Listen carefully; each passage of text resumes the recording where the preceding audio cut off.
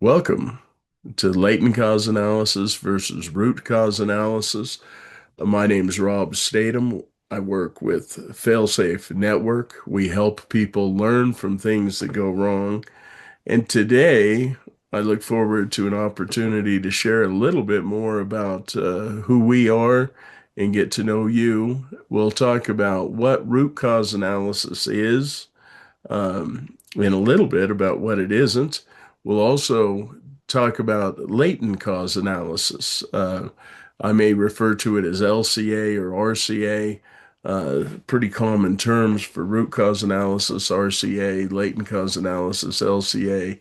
We'll close with an opportunity for discussion and questions, and hopefully we'll add some value to your day uh, for the things that we cover. Whenever I start a training, almost any training I do, I love to start by getting to know who I'm talking to. So if in chat you'd share what industry you're working in, and then also if you type the answer, what's the most significant cause of problems at your place of work?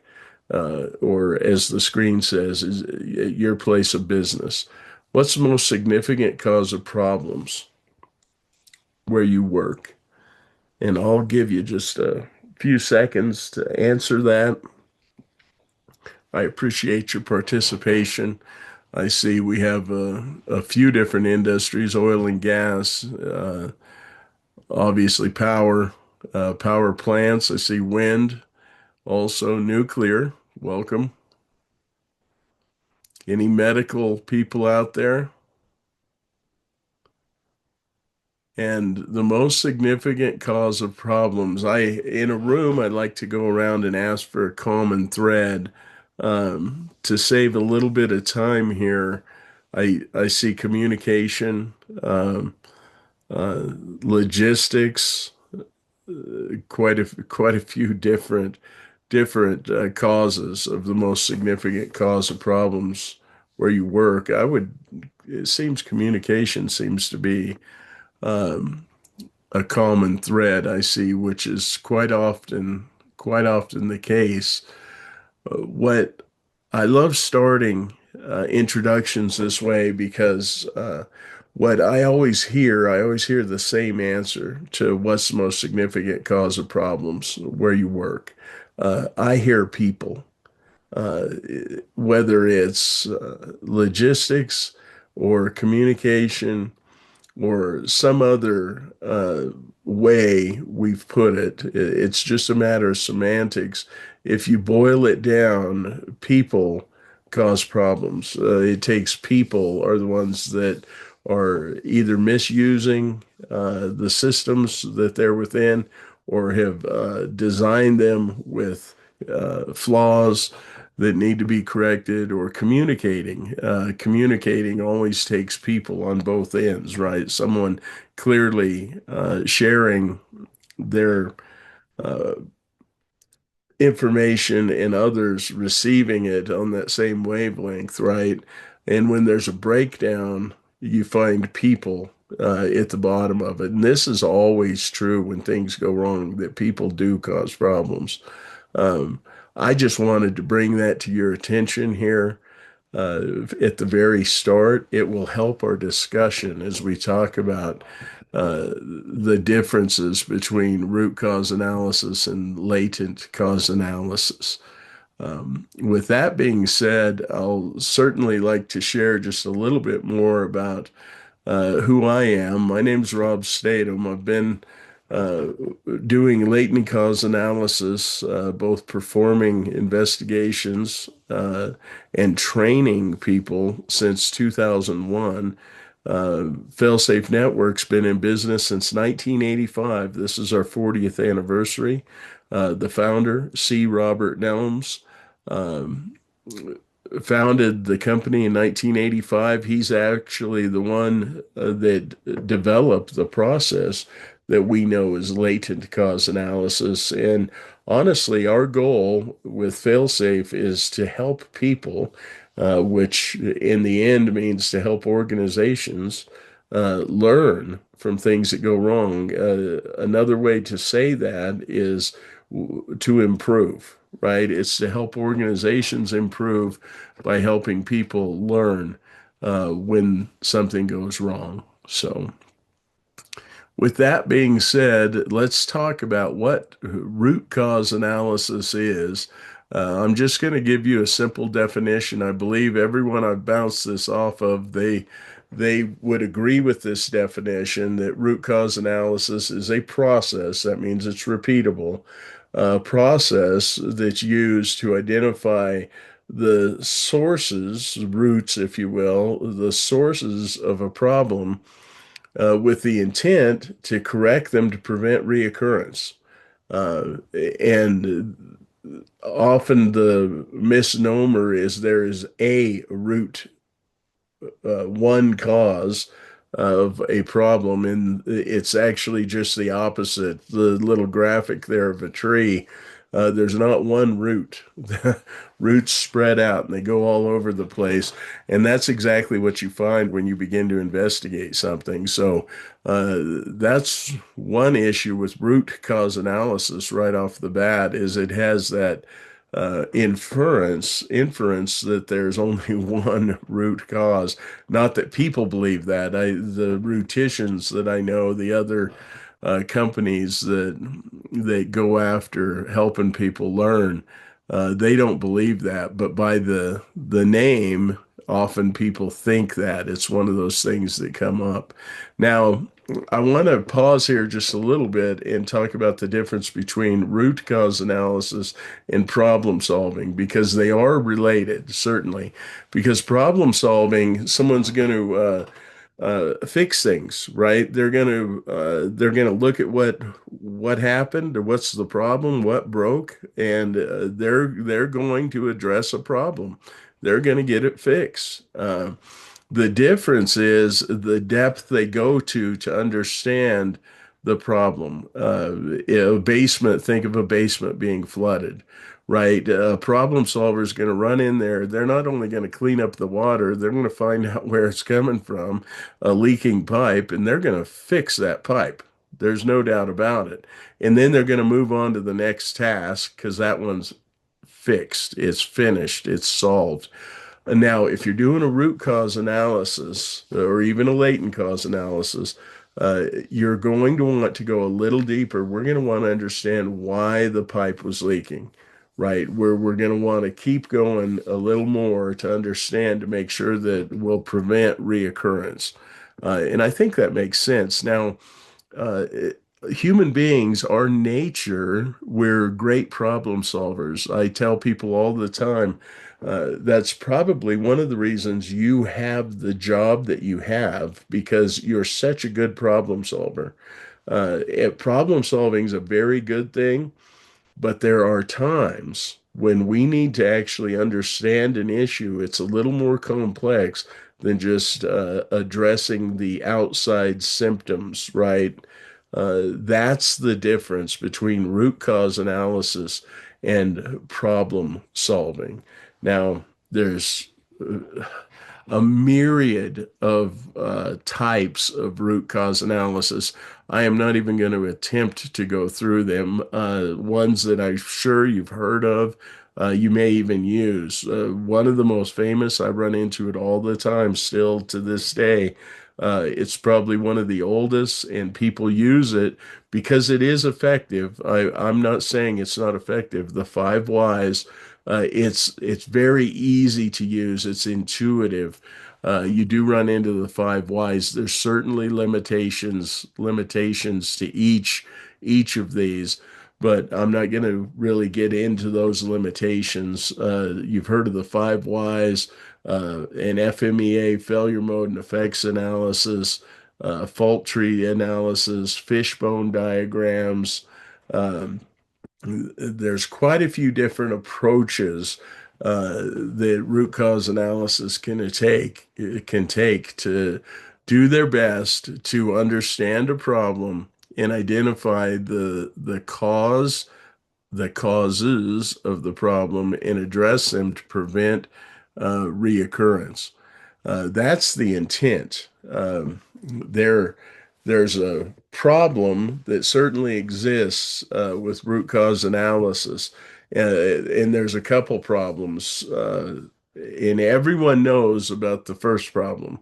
I had an opportunity to sit down with this man, John Carroll, from the Massachusetts Institute of Technology, MIT, one of the most famous higher education schools out there. And he's a professor uh, at Sloan Management, understands cause analysis, human performance, organizational learning, almost 50 years of experience, and humbling to just talk to him. We were fortunate enough for him to reach out to interview us because he was going out in the industry for doing research for a paper. And I took an opportunity to ask him about this problem with root cause analysis. Here, I'm going to let you hear a tidbit of our conversation. Professor Carroll, with your vast experience with cause analysis, what, if anything, do you wish would change about the current cause analysis efforts, if anything? Yeah. Well, it's a real challenge. From what I've observed, there's a vast range of activities that go under the heading of cause analysis or root cause analysis or incident investigation or whatever. So, just because a company, an organization says, we did a root cause analysis, you have almost no idea what they actually did. What I do wish is that organizations would try to be more forthcoming and not take the shortcuts. It's very, very hard to get people together to do the kind of the depth of analysis that's needed to figure out why something happened. Many of the analyses are pretty shallow, and they're done because they're required to be done, but they're not necessarily providing a benefit. I hope you heard I bolded in his comments there a couple things that I just want to point out. He reaches out to companies and they all say, "Oh yeah, we did a root cause analysis," and it literally means almost nothing to him. He has no idea what they actually did. And after he's looked at them, many, he didn't say most, but many, I think I could say most, they're pretty shallow. They're much closer to problem solving than they are actually root causes, if you will. And they're done more to meet regulatory requirements than they are to learn and improve. So I hope you see one problem uh, right off the bat is the definition of root cause analysis. We can agree it's a process to help people learn, to get down to the depths, to prevent reoccurrence. But the bottom line is when people say root cause analysis, uh, you don't know what that even means. That's a serious problem. It's like calling an apple just any piece of fruit an apple. Um, I guess it's something you can put in your mouth, but goodness graciousness, it's you have no idea what what you're going to be swallowing, if that makes sense. Um, the second problem with root cause analysis, I'll bring up here. I have a short video, and we'll talk about that. This is just a short video of a failure, just a few seconds long. Watch this. What did you do? Why are you guys laughing? What did you do? Look at what I did. You broke the pump. Look, you got. Well, next time you put gas. What? Why you have me doing it? You're the man. You should be doing it. You're the stubborn one, hard-headed. What kind of man are you? I told you I was gonna do it later. What kind of man are you? You should have been doing that. And I told you I was gonna do it later. Now look what happened. That's your fault. Don't blame me for that. I blame you. Yeah, the bottom line is failure attracts blame. And I mentioned a problem with root cause analysis. People use the term and you're not sure what that even means. The other problem is this, is blame. We understand as we in our introduction that people cause problems, but blame is a serious issue when something goes wrong because failure attracts blame. Here are real examples of root cause analysis. A pump failure. The root cause was a mechanic misaligned a pump.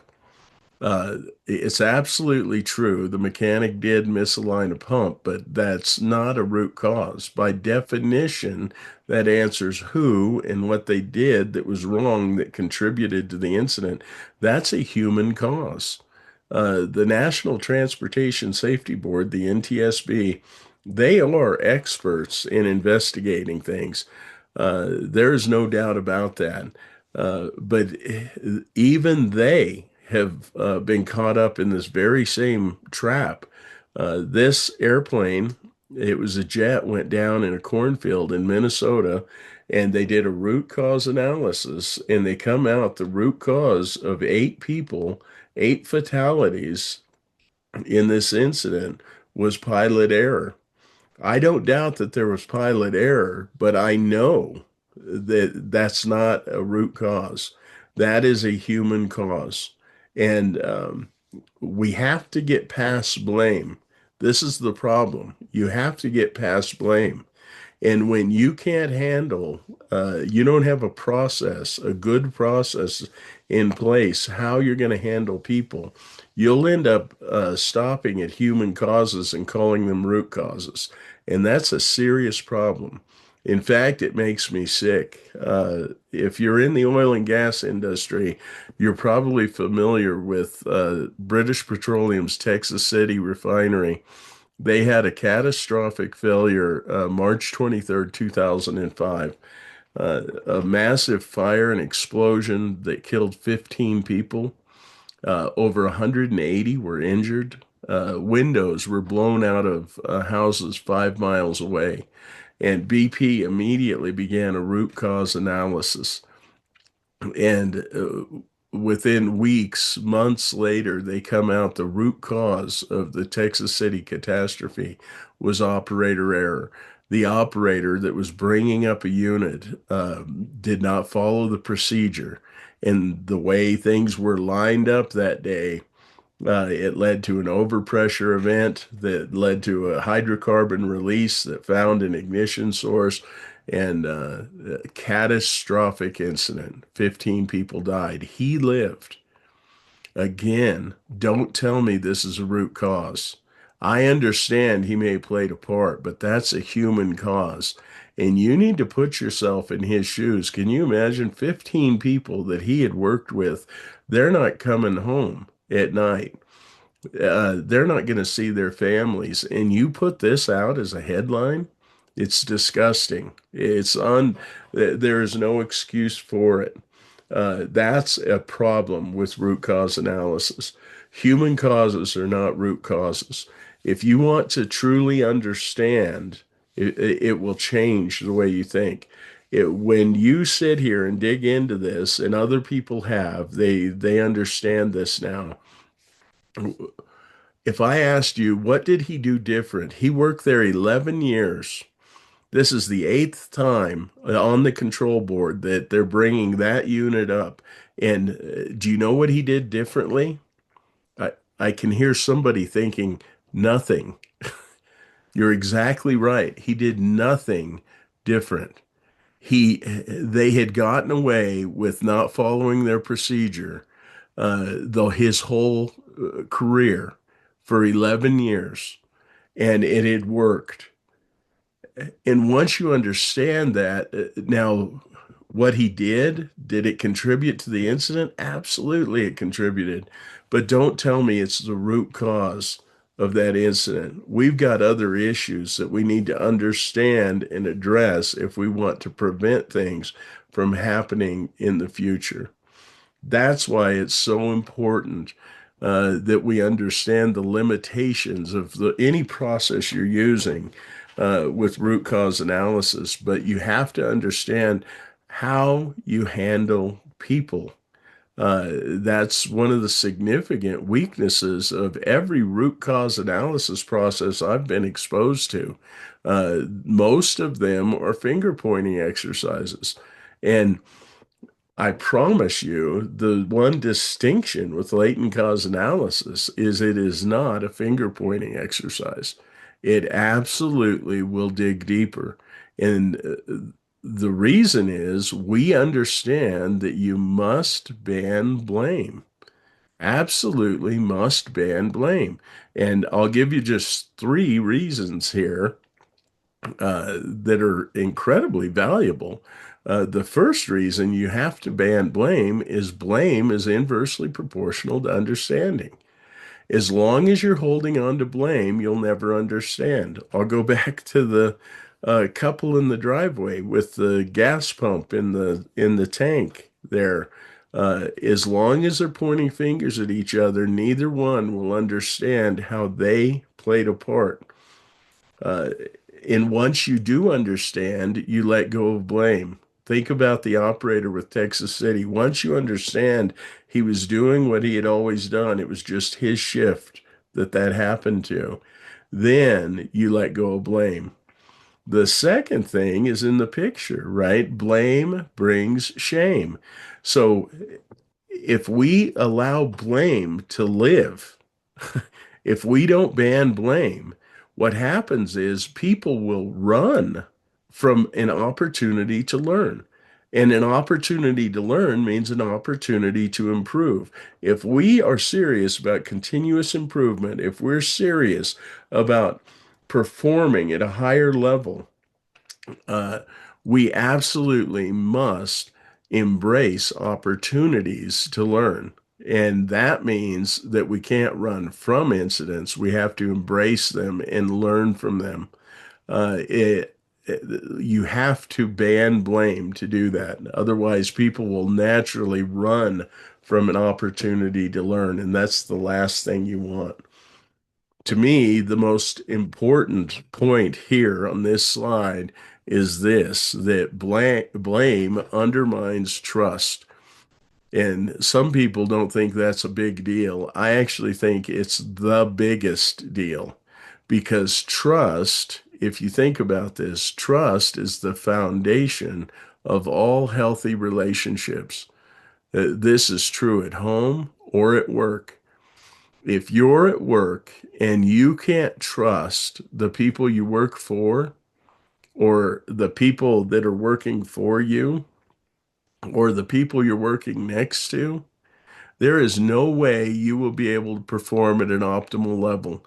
You will turn into a robot that is going to do what he's supposed to do and no more because you can't afford the risk.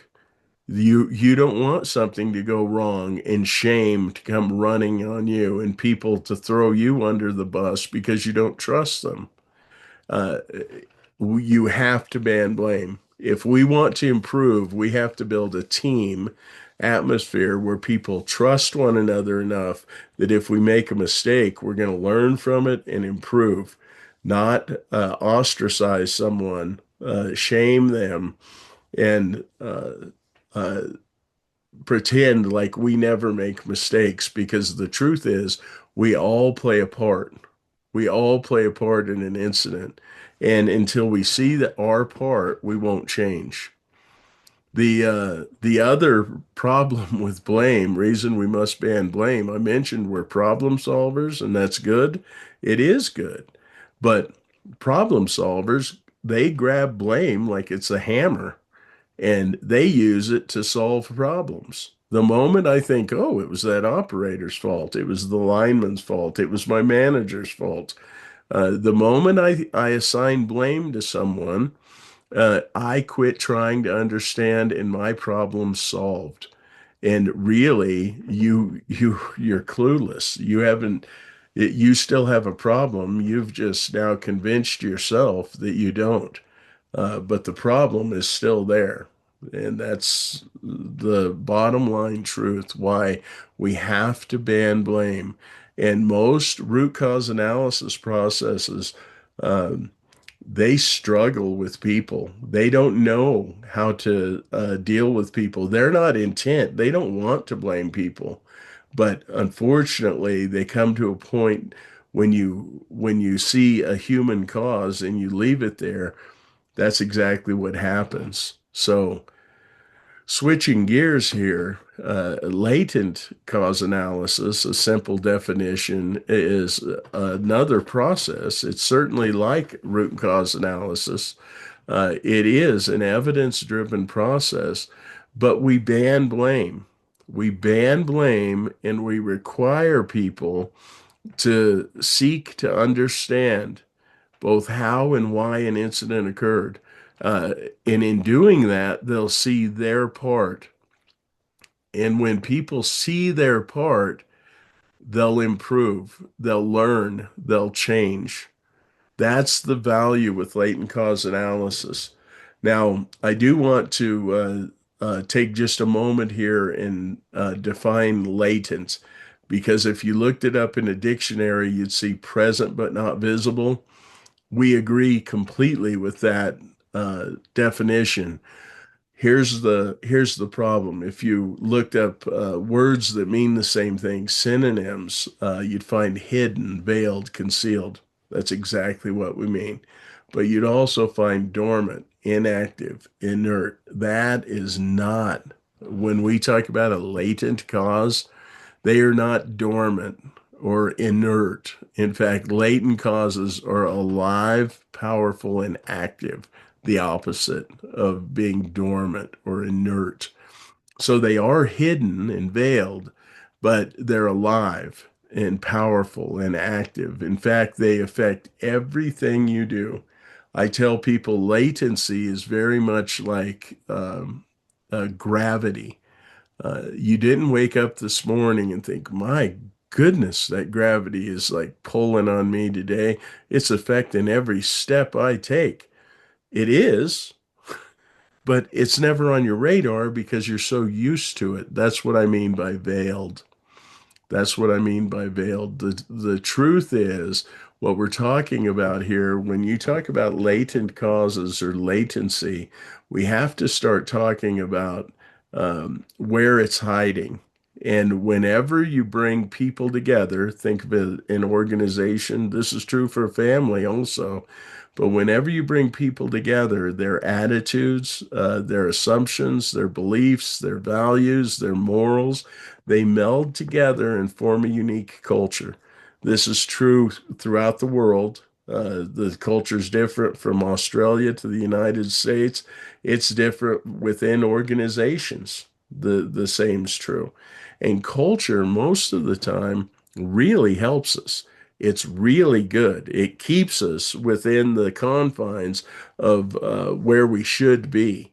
You can think of culture almost as the guardrails of the path that we should be on. Uh, if we were in a live training right now, I'd look at you and go, "That's why you wore pants." You didn't have to have your director or your supervisor send you a text or an email or give you refresher training. Don't forget to put pants on when you come to work, because it's completely unacceptable within our culture. Completely unacceptable. That's where culture's a good thing. And almost always culture helps us. But when something goes wrong, culture also contributes to that. And that sliver of culture that's contributing to our problems is what we call latency. And it's a small part of culture that's contributing to our problems.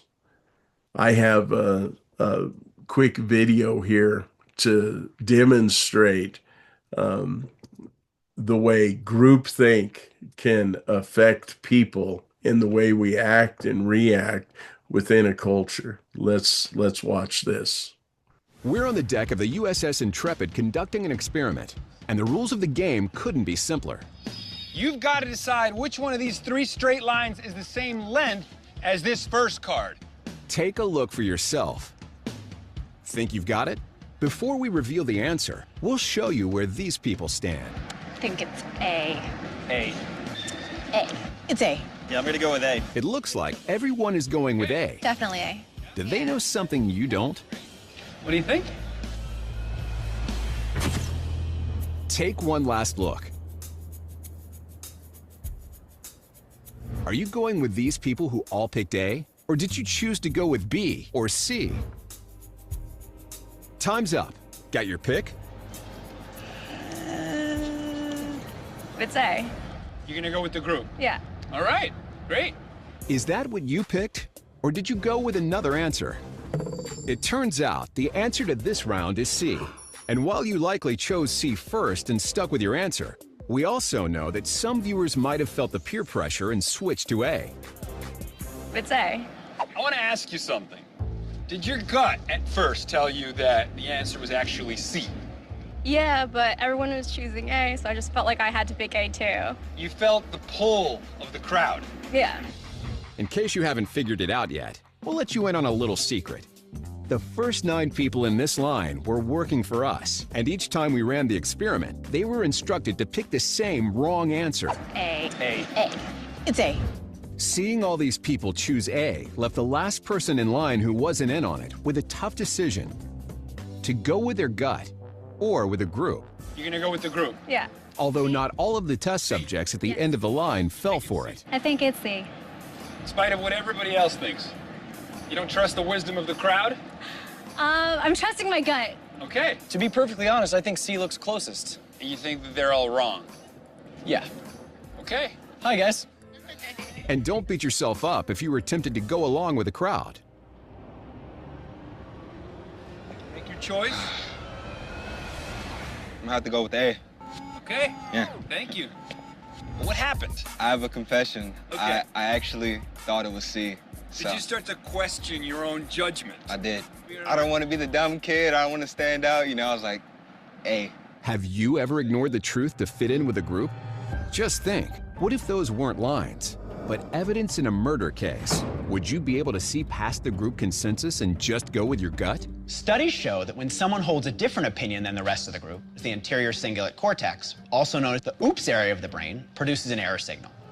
We try to fix that by modifying our opinion to be in line with the group, even if it's a viewpoint we're uncomfortable with or know is wrong. And that's because there are some major evolutionary advantages for those who follow along with the group, namely survival. If you want to stay safe, stay with the herd.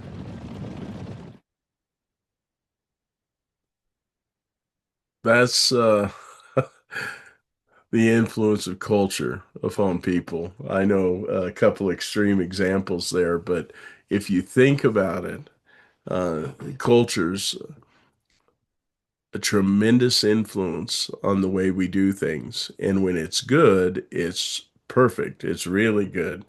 But if culturally we accept things that are wrong and are contributing to problems, that's latency.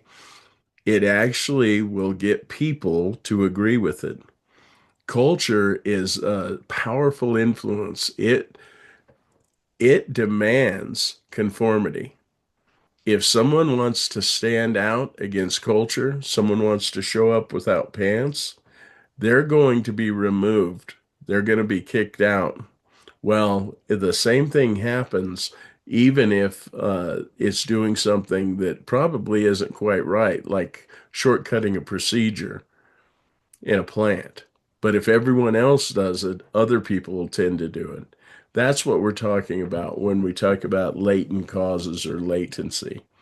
So what is latent cause analysis? I'll show you here. When you have an event happen, a physical failure, based on evidence, you'll be able to understand how that incident occurred.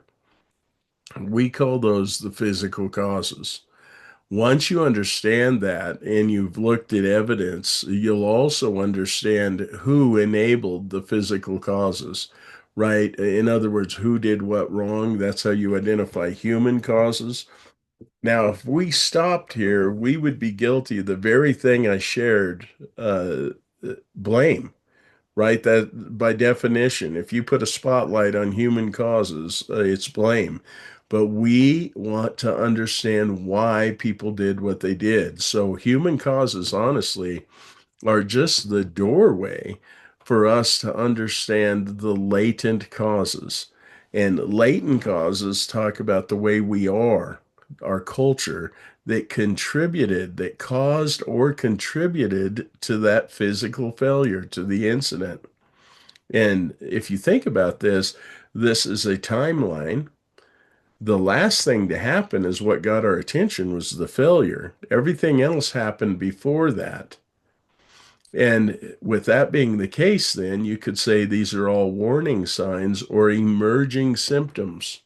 This is the gold in the process. Once you understand this, you can start eliminating problems before they ever occur by addressing latency. This is the value with latent cause analysis. So, with that being said, we're absolutely ban blame. That's part of the process. But we also then require introspection. When I talk about latent causes being what is it about the way we are that caused or contributed to a problem? Well, the we is made up of all of the individuals, the I. So we also require everyone involved to answer what is it about the way I am that caused or contributed to this problem? When people actually see, based on evidence, that they were contributing to a problem, they'll change. You have people working for you. The greatest asset you have in a company are it's the human beings within that company. They're problem solvers.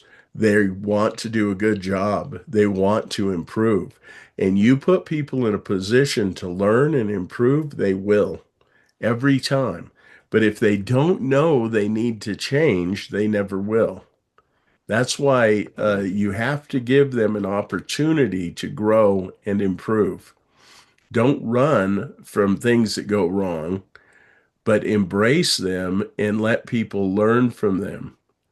Honestly, the goal of latent cause analysis, it's not just to identify the causes of a problem and prevent reoccurrence.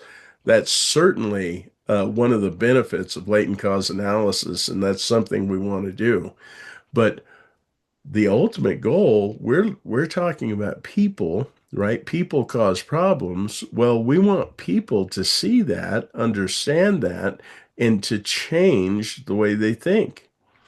Because when people change, everything will change. You'll see the water level will come up. Accountability, trust, compassion within your organization will grow. People will be performing at a higher level. The ultimate goal of latent cause analysis, honestly, it's continuous improvement. It's continuously learning that people see their part and they're growing to where not only are the processes and systems within your organization improving, but your culture is improving and it will increase. It will add to your organization. That's the ultimate goal of latent cause analysis. I guess in closing, what would I like you to leave this short webinar with? Probably four things. The first is blame and understanding are inversely proportional. I hope you remember we have to ban blame. The second would be that small part of culture that's causing problems. We call that latency. If you're not getting down to the depth of identifying what is it about the way we are that contributed to these problems, you're going to continue to suffer the consequences of those recurring problems. And in order to address it, we must see our part or we won't change. That's just the way people are. Remember, I guess the ultimate goal, right? It's to bring value to the organization, and that comes through people. That's it, letting people improve. You put people in a position to improve, and they will. And that's the ultimate goal of latent cause analysis, to help people learn so the organization improves overall in the aggregate, that we're addressing more than just individuals, but the culture of an organization. If you'd like to know more or you have questions, feel free to reach out to us on our website at failsafe-network.com. Again, my name's Rob Statham. It's been a pleasure spending time with you talking about latent cause analysis versus root cause analysis. And thank you for your time.